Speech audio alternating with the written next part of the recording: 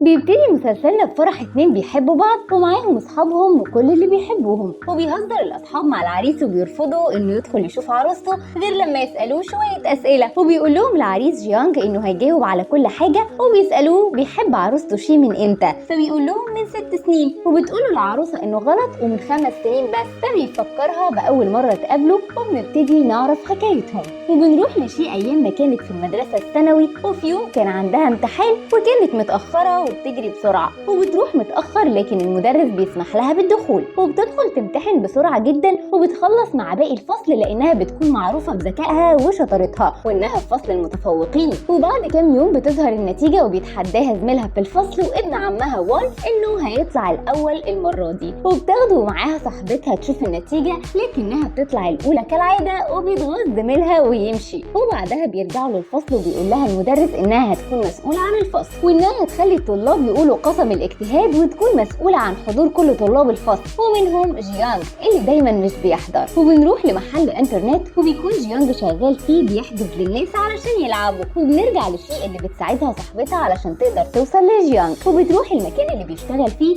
وبتلاقي حد معاها في الفصل وناس بتضربه، فبتحاول تدافع عنه وبيشوفهم جيانج وبيتدخل وبيحل المشكله بينهم. وبعد ما بيحل المشكله بيشكره تشين وبيقول له جيانج انه ما بيعملش حاجه ببلاش وبيطلب منه فلوس، لكن الولد مش بيبقى معاه فبتضطر شي ان هي اللي تدفع علشان يسيب تشين يمشي من المكان. وبعد ما بيخرجوا بتتفق شي مع تشين انهم يخلوا جيانج يرجع معاهم المدرسه، وبيقطعوا الكهرباء عن المكان. ولما بيخرج جيانج يشوف ايه اللي حصل بتسرق شي الكمبيوتر بتاعه وبتمشي، وبيرجع مش بيلاقيه وبتسيب له رساله انه معاها ولو عايزه يرجع المدرسه. وتاني يوم بتروح المدرسه وبتكون في حفله القسم، وبتطلع شي تمثل فصلها، وبيروح لها جيانج علشان يرجع الكمبيوتر بتاعه، وبيدخل الفصل معاهم علشان يعرف يكلمها. واول ما الحصه بتخلص بيطلع يجري ورا شي وبتستخبى منه في الحمام، لكنه بيفضل واقف قدام الباب مستنيها تخرج وبيقول لها انه مش هيسيبها. وبيحاول جيانج يمسك الباب علشان ياخد منها الكمبيوتر بتاعه لكنها بتنجح انها تقفل الباب، وبيفضل هو واقف بره ومستنيها. وبعد شويه بتزهق من الحبسه وبتطلع تتكلم معاه، وبياخد جيانج الدفتر بتاعها منها وما بيرضاش يرجعه لها غير لما ياخد الكمبيوتر بتاعه. فبتقول له انها سابته مع معلم الفصل بتاعهم، وهو خده وحطه في المكتب بتاعه. وبيروحوا على المكتب لكن بيكون الوقت اتاخر وكل اللي في المدرسه مشيوا وقفلوا مكاتبهم، وبيرجعوا بالليل وبيحاولوا يوصلوا للمكتب من غير ما الامن يشوفهم. وبيعطل جيانج كاميرات المراقبه وبيقدر يفتح المكتب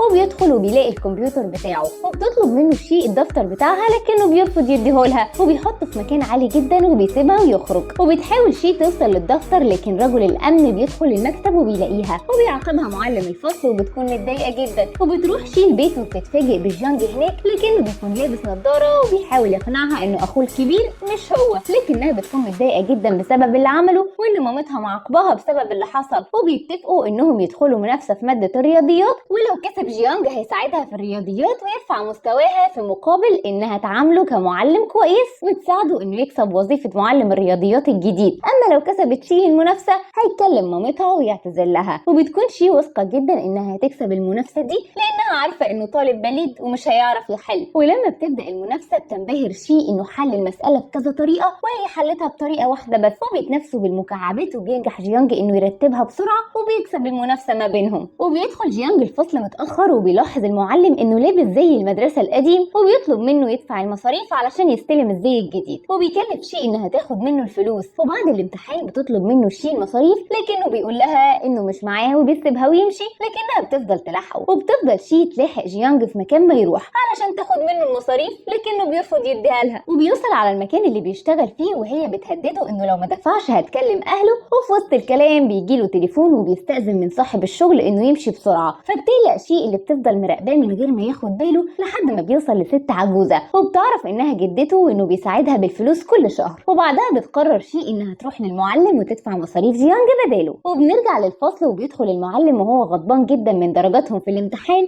اللي بتكون سيئة، وبيفضل يحمسهم علشان يهتموا بدراستهم أكتر. وبيكون جيانج مش مركز في الكلام وقاعد بيذاكر في كتاب، فبياخدوا منه المعلم وبيديه الشيء. وبعد ما الحصة بتنتهي بيروح جيانج علشان ياخد الكتاب منها، لكنها بترفض إنها تديهوله. وفي وسط الكلام بيجيله تليفون تاني وبيمشي بسرعة، فبتروح شي وراه تاني لحد ما بتوصل للمكان، وبتلاقيه بيقابل طفلة صغيرة وأمها. لكن الطفلة بتشوفها وبيضطر جيانج إنه يقدمها على إنها زميلته، وبتديله الكتاب وبتدخل تقعد تاكل معاهم. وبعد الأكل بتقعد شي تتكلم مع والدة الطفلة الصغيرة وتساعده، وبتقول لها إنه جيانج سعيد في حياته من ساعة ما دخل المدرسة، وإنه اتحسن جدا بعد اللي حصل لعيلته. فبتسألها شي عن اللي حصل، فبتحكي لها إن جيانج كان من عيلة غنية جدا وأبوه كان عنده مصنع، وفي يوم حد من العمال ارتكب خطأ أدى الحريق في المصنع ده، وعمال كتير اتصابوا. ده غير إن أبو جيانج رجله اتحرقت، ومن ساعتها الديون كترت عليهم. وجيانج بيحاول يساعد عمال كتير رغم إنه صغير وعليه ديون. وبيمشي جيانج وشي من هناك، وبيطلب منها إنها تبطل تراقبه وتعرف عنه حاجات وتكون زي بقية الطلاب اللي معاه في الفصل. وبيغضب عليها لكنها بتهديه وبتديله الزي الجديد اللي هي دفعت ثمنه، وبتطلب منه إنه يساعدها في مادة الرياضيات في مقابل مادي، وبكده يكون مدرس خاص ليها. وبيوافق جيانج على العرض ده، وبيروح جيانج مع شي البيت علشان يبدأ يذاكر لها. واللي بيكتشف إن علاقة والدها ووالدتها مش مستقرة، وإنهم دايما في خناق لكنه ما بيهتمش. وبعد ما بيخلص بيكون في طريقه للبيت، وبيقابل بعض الشباب اللي كانوا معاه في الشغل واخدوا منه فلوس، وبيطلب منهم الفلوس وبيدوها له بعد وقت كتير. وبيكون وان واقف بعيد وشايف كل ده. وبعد ما الشباب بتمشي بيشوفوا وان وبيتخانقوا معاه وبياخدوا منه حاجته، لكن جيانج بيرجع وبيتخانق معاهم وبيرجع لوان حاجته، بس بيكتشف انهم اخدوا منه الزي بتاعه اثناء الخناقه. وبنروح للمدرسه اللي بيكون فيها زياره لناس مهمه علشان يقيموا ادائها. وفجاه بيحصل دوشه قدام الباب، وبيكون الشباب اللي جيانج اتخانق معاهم جايين ياخدوا حقهم. وبيروح لهم المعلم وبيحاول يسكتهم، فبيقولوا له ان الطالب اللي كان لابس الزي بتاع المدرسه بتاعهم اتخانق معاهم وضربهم واخد فلوسهم، والطالب ده اسمه جيانج. وبنروح لمدير المدرسه اللي بيكون متضايق جدا من اللي حصل، وبيزعق لجيانج وبيهدده بالرفض لو تقييم المدرسه جه وحش بسبب اللي حصل ده. وبيدخل وان وبيشهد على جيانج انه اتفق مع حد من الشباب دي علشان يسرقه، واللي بيزود غضب المدير اكتر. فبيحس جيانج بالظلم وبيعتذر للمدير وبيمشي. وبيرجع جيانج للفصل وبيفضل شي وكلهم يسألوا عن اللي حصل، لكنه ما بيردش لحد ما بيدخل وان وبيطلب منه يمشي لأنه أذاهم. فبيتعصب جيانج عليه لأنه كذب، وبسببه ممكن يترفد من المدرسة، وبيسيبهم ويمشي. وبتروح شي مكان شغل جيانج لكنها مش بتلاقيه، وبتشوف الشباب اللي اتخانق معاهم وبتسأل ولاد عليهم، فبيقولوا لها إن الشباب دي تبع رجل عصابة اسمه دافاي، وإنهم احتمال يكونوا قبضوا على جيانج لأنه ما ظهرش من امبارح ومحدش فيهم يعرف طريقه. فبتقلق شي وبتروح على المكان اللي فيه رجل العصابة ده علشان تطمن على جيانج. وبيرجع جيانج الشغل وبيعرف من الولاد إن شي جت وسألت عليه،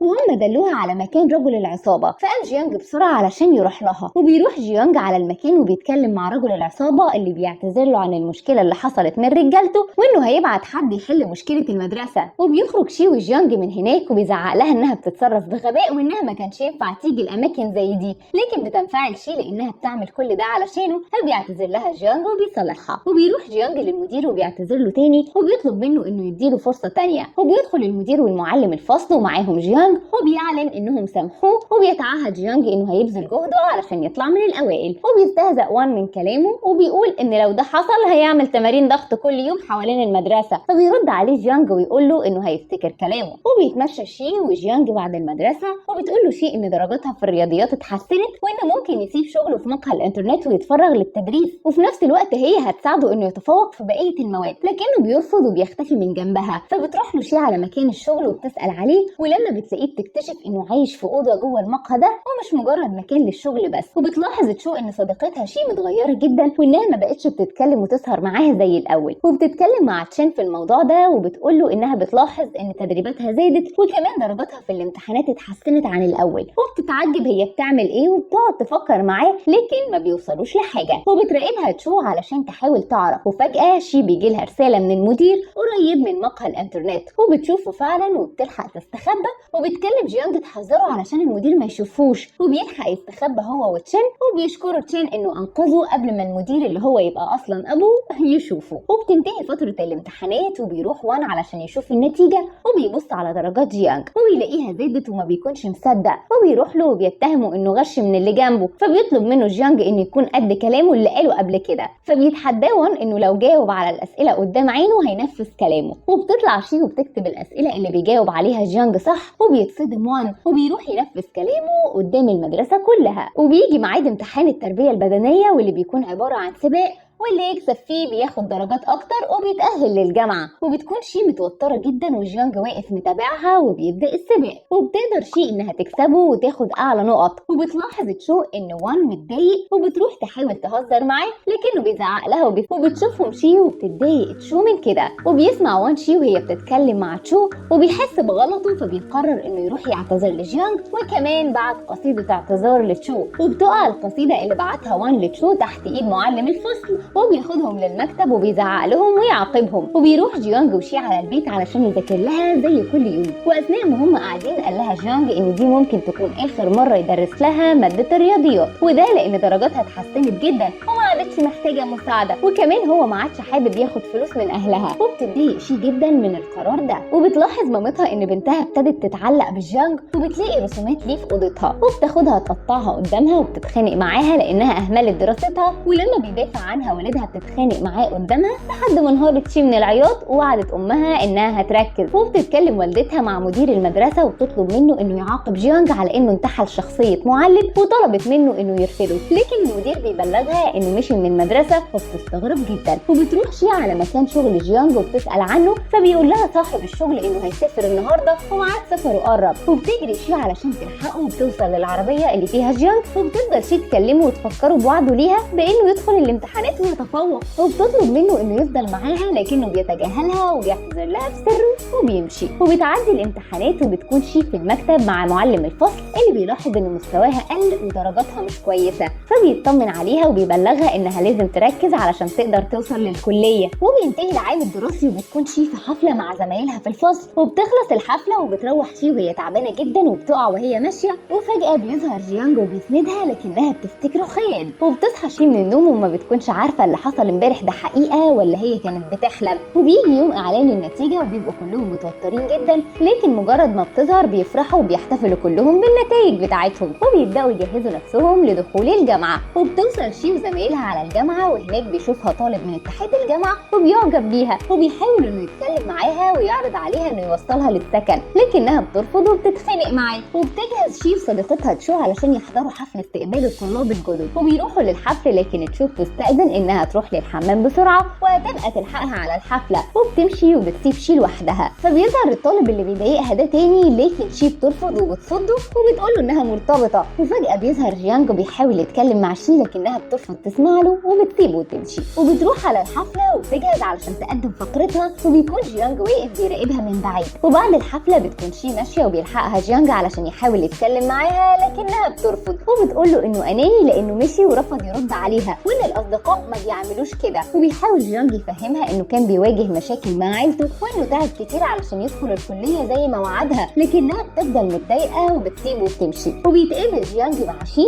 واللي بتكون قلقانه عليه جدا لما بتعرف انه وقع في مشكله، وبيعتذر لها جيانج تاني انه مشي وسابها وانه كان لازم يتكلم معاها، وبتسامحه شي وبيرجعوا اصحاب من تاني. وبيقول لها انه كان موجود معاها في احتفاليه التخرج فعلا. وبيقرر جيانج انه يسيب بيت جين ويرجع لسكن الجامعه. وبيطمن جيانج على اخبار جين وبيساله عمل ايه مع البنت اللي بيحبها اللي هي بتكون شي، فبيقول له جين انها ما جاتش موعدهم امبارح لكنه هيستغل فرصه عيد ميلادها ويعترف لها بحبه وهيكون ده قدامه، فبيتمنى له جيانج التوفيق وبيمشي. وبيقابل جين شي وبيفكرها بان عيد ميلادها قرب وانه بينظم حفله علشانها وهيعزم فيها كل زمايلها وهتكون فيها مفاجاه ليها، فبتشكره شي على اهتمامه وبترجع للسكن. وبيجي يوم الحفله وبيكون جين مستني شي واصحابها قدام السكن، وبياخدهم للحفله بعربيته وبيشوفهم صاحب جيانج وبيجري عليه علشان يبلغه. وبيروح جيانج على المكان بسرعه وبيبعت له صاحبه كل اللي بيحصل. وقبل ما جين يعترف لها بحبه بيقدر جيانج انه يهكر شاشه العرض اللي في المكان، وبيعترف لها بحبه قدام كل اللي قاعدين، وبيقول لها انه في الطريق، فبتقوم شي وبتسيب الحفله علشان تلحقه. وبتقابل شي جيانج وبتكون محرجه جدا من اللي عمله في الحفله، وبتتضايق لما بتعرف انه عمل كده علشان يسبق جين ويقول لها مش علشان بيحبها فعلا وكانهم داخلين مسابقه. وبيحاول جيانج انه يشرح لها لكنها بترفض تسمع وبتسيبه وتمشي. لكنهم بعد فتره بيتصالحوا وبتكون علاقتهم حلوه مع بعض. وبتيجي الجامعه بنت جديده وبتكون دي صديقه جيانج القديمه، وبتقابلوا وبياخدها وبيخرجوا سوا، وبتشوفهم شي بالصدفه وبتتضايق جدا وما بيعرفش جيانج هي متضايقه ليه. وبيطلعوا رحله تبع الجامعه وبتكون شي متجاهله طول الوقت وما بتردش عليه. وبيتفاجئ جيانج ان صديقته موجوده في الرحله وبتهزر معاه قدام شي، وبتتضايق اكتر. وبيتكلم جيانج مع تشو وبيسالها عن شي وعن ليه هي متضايقه ومتجاهله طول الوقت، فبتقول له تشو انه واخد علشان اعترف بحبه لشي، وتاني يوم خرج مع بنت تانية وان شي شافته علشان كده هي متضايقه منه. وبيروح جيانج علشان يتكلم مع شي ويفهمها انه بيحبها هي، وان البنت دي مجرد صديقه قديمه ليه، وانهم كانوا جيران وهم صغيرين مش اكتر. فبتتفهم شي الموضوع وبيتصالحوا. ولما بيرجعوا بيروحوا يتفرجوا على السكن الجديد اللي اتنقلت له شي، وبيكون حلو وعاجبهم جدا. وبيقول لها جيانج انه خايف عليها تقعد لوحدها وعاوز يسكن معاها، لكنها بتقول له انه ما ينفعش وهم لسه في اول سنه في الجامعه، لكن ممكن تفكر لما يبقوا في اخر سنه انه يسكن معاها. وبتسيبه وتدخل تنام وبتسيبه يخلص اللي هو بيعمله. وبتصحى تاني يوم وبتلاقيه سايب لها رساله انها تساعده بانها توصل المشروع اللي كان مطلوب منه الجامعه لان عنده مشوار مهم. وبتروح توديه للدكتور وبيقول لها ان في مسابقه مهمه للبرمجه وانه عاوز جيانج يشترك فيها لانه شاطر جدا وعايزها تكلمه. وبنروح لتشو صاحبه شي وهي في السكن وبتكون معجبه بوان وبتحاول تتقرب له، لكنه مش مهتم بيها خالص وبيتجاهلها وبيمشي. لكن بتحاول تسمع كلامه على مزاجها وبتفتكر ان هو كمان معجب بيها. وتاني يوم بتروح تشو وهي متحمسه جدا وبتحكي لشي عن الحوار اللي دار بينها وبين وان، وبتكون شايفه انه معجب بيها. لكن شي بتحاول تفوقها وتقول لها انه كلامه مش معناه انه بيحبها خالص، لكنها ما بتقتنعش. وبعدها بتكلم شي ابن عمها وان وبتتكلم معاه في الموضوع، وان تشو فهمته غلط وانه لازم يصلح الموقف. فبيقول لها انه ممكن يكون معجب بيها فعلا وهيحاول يقرب لها. وبتروح البيت وبيكون جيانج مستنيها وعامل لها عشاء، وبيجي وان ابن عمها وهما بيتكلموا وبتخليه يستخبى بسرعه. وبتظبط البيت بسرعه وبتخبي جيانج في اوضه النوم، وبتفتح لوان وبتحاول تخليه يمشي لكنه بيرفض وبيدخل بالعافيه. وبيدور لكنه ما بيلاقيش حد، وبتطلب منه يخرج بره ويمشي، وبيمشي فعلا. وبعدها بتدخل تدور على جيانج وبتنده عليه، وبيكون هو طلع من الشباك وقاعد على سطح البيت. وبعدها بيقعدوا مع بعض وبيتكلموا، وبيقول لها جيانج انهم لازم يقولوا للناس انهم مع بعض، لكنها بتقول له يستنوا شويه. وبعدها بيودعها وبيمشي يرجع السكن بتاعه. وبنروح لجين واللي بيكون قاعد في اوضته وبيفتكر ذكرياته مع شي، وانه كان مستنيها تدخل معاه الجامعه علشان يصارحها انه معجب بيها، لكن مع الاسف كل خططه باظت. وبيروح تاني يوم الجامعه وبتكلمه زميلته في حفله راقصه وبتكون معجبه بيه وعاوزاه يروح معاها، لكن بتتكسف تطلب. ولما بيعرف جين بيروح لشي وبيكون عاوزها تروح معاه، وبيكون جيانج قاعد وبيقول له انهم مش فاضيين انهم يروحوا الحفله اصلا. وبيفضل جين بيحاول يوضح لشي انه معجب بيها مش انه مجرد اخوها، وبيقول لها انه يتمنى انها تلبس الهديه اللي جايبها لها في الحفله وبيمشي. وبيجي بعدها جيانج وبتساله شي اذا هيروح الحفله، لكنه بيقول لها انه مش هيروح وبيمشي. وبيجي يوم الحفله وبيكون جين جاهز ورايح ياخد شي من السكن، لكنها بتنزل له معاها هديته وبتقول له انها مش هتقدر تروح الحفله معاه علشان كده هترجع له الهديه بتاعته. وبتعتذر له وبتقول له انها بتحب جيانج وانه هيفضل بالنسبه لها اخوها الكبير وبس، وبتعتذر له وبتطلع. وبالليل في الحفله بتروح تشو صاحبتها وبتلاقي ان وان رايح الحفله مع بنت تانية ومديها هديه، وبتتصدم انه طلع مش معجب بيها زي ما كانت فاكره. وبيشوفها جو صاحب جيانج وبيطلب منها انها تكمل الحفله معاه وبتوافق. وبيتضايق وان لما بيشوفها راحت معاه رغم انه ما بيحبهاش. وبنروح لشيو اللي بتقرر انها تروح لجيانج السكن بتاعه بعد ما كان غيران انها رايحه الحفله مع جين، وبيكون زعلان منها وبتروح له وبيكون مشغول جدا في البرمجه. وبتتكلم معاه وبتقول له انها ما راحتش الحفله وقالت لجين انهم مع بعض وبيتصالحوا. وهم مع بعض بيجي فجاه وان وبيقول لشي تكلم صاحبتها وتقول لها انه اسف وعاوز يتكلم معاها، وبيكون متوتر ومتضايق انها راحت مع حد تاني، ومتزعق له شي علشان عزم حد تاني يروح معاه الحفله من الاول. وبيقول لها وان انهم لو ما ساعدوهوش يلاقيها هيقول لمامة شي انها بتحب جيانج وبيساعدوه غصب عنهم. وبنروح لوان واللي بيلاقي تشو في مكان المسابقه وبيحاول يتكلم معاها، لكن جو ما بيديلوش فرصه يتكلم معاها وبيمشي وان وهو متضايق جدا. وتاني يوم بتكون مسابقه البرمجه وبيكونوا بيكونوا بيستعدوا، وبتكون شي متوترة جدا وخايفة تخسر فريق جيانج، وبيحاول يطمنها. وبيكون المنافس بتاعه هو جين، وبيكون في رجل أعمال حاضر المسابقة وبيروح يعرض شغل على جيانج وبيرفض، فبيروح رجل الأعمال لجين وبيطلب منه إنه يكسب فريق جيانج وهو يشغله معاه في شركته. وبتبتدي المسابقة وبيبدأوا أول جولة ليهم، وبعدها كل الجولات لحد ما الوقت بيخلص وبيقعدوا يستنوا النتيجة النهائية. وبعدها بيجي وقت إعلان النتيجة وبيكون الكل متوتر جدا ومستني النتيجة، وبيطلع جين وفريقه المركز الثاني وبتضيع عليه الوظيفة اللي كان رجل الأعمال وعده بيها، وبياخد جيانج وفريقه المركز الأول وبيكون مبسوط جدا وبيطلعوا يستلموا الجايزة بتاعتهم. وتاني يوم بيكون جيانج مع شي في الحديقة وقاعدين يتكلموا، وبيجي رجل الأعمال وصاحبته واللي بتكون صاحبة شي، وبتقترح عليهم إنهم يخرجوا معاهم وبتوافق شي وبيروحوا ياكلوا سوا. لكن رجل الأعمال بيفضل طول الخروجة بيحاول يقنع جيانج إنه يشتغل معاه ويكونوا شركاء لأنه موهوب جدا في البرمجة. وبيكون جيانج مش حابب الفكرة خالص وبيزهق من كلامه وبيقوم وبيقول لهم إنه داخل الحمام، وبتتضايق شي هي كمان وبتقوم وبتخرج وراها صاحبتها علشان تصالحها. وبيدخلوا وبيرجع جيانج ويقول لهم إنه لازم يمشي وياخد شي وبيمشوا. وبعدها بيروحوا لاصحابهم في مطعم وبياكلوا معاهم وبيشربوا احتفالا بفوز فريق جيانج في المسابقة. وبنروح لتشو اللي بعد الحفلة بيتخانق الأصحاب عليها وبيقول لها جو إنها لازم تختار حد فيهم، يا إما هو أو وان دلوقتي علشان يكون معاها لأن هما الاتنين بيحبوها. لكنها بتختار جو